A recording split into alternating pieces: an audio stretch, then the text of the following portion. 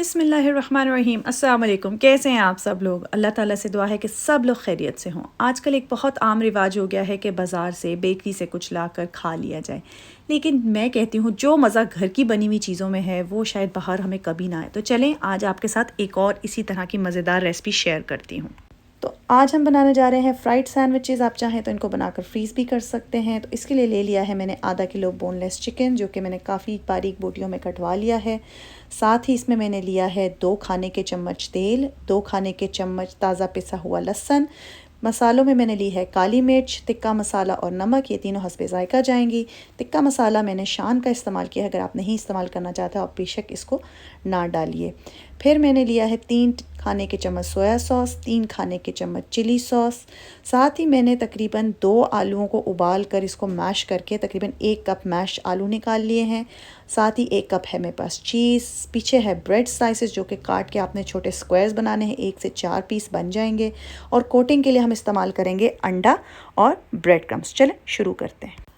सबसे पहले हम चिकन को कर लेते हैं मैरिनेट। तो एक देगचे के अंदर हम डालेंगे चिकन और उसमें जाएगा लहसुन, ताज़ा पिसा हुआ लहसुन।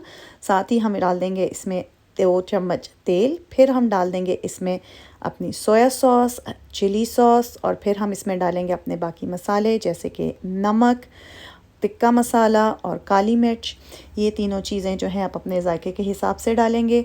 फिर हम इसको अच्छी तरह से मिक्स करेंगे और ढक कर तकरीबन 1 से 1.5 घंटे के लिए मैरिनेट होने के लिए रख देंगे।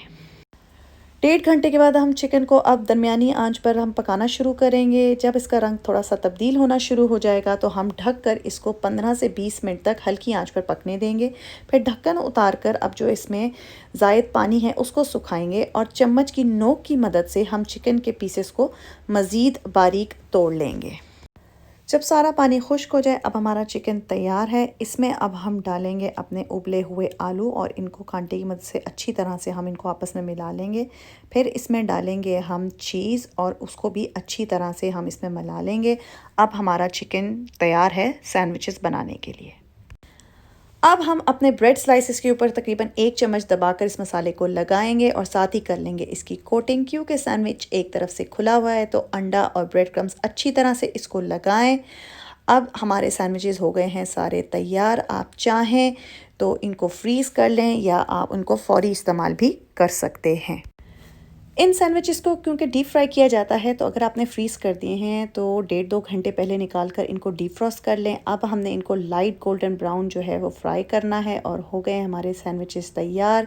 अगर वीडियो पसंद आई तो लाइक ज़रूर कीजिए, मेरे चैनल को सब्सक्राइब कीजिए और देखने का बहुत शुक्रिया। अल्लाह हाफिज़।